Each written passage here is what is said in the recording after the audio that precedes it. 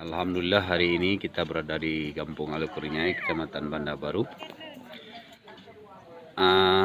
Sedang berlangsung pembagian bantuan langsung tunai dari Kemendesa.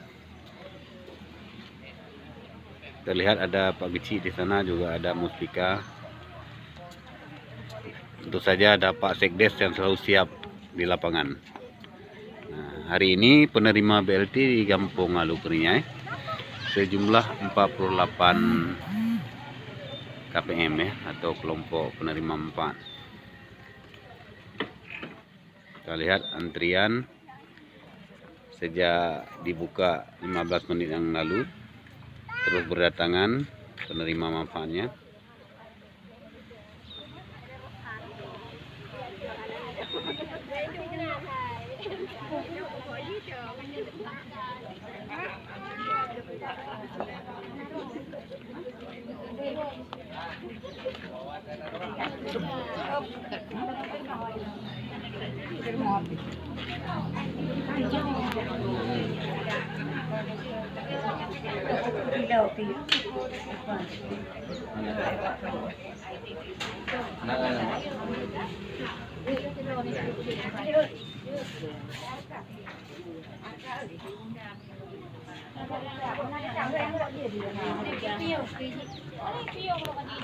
Ini adalah Pak Geci Kampung Alukurinyai.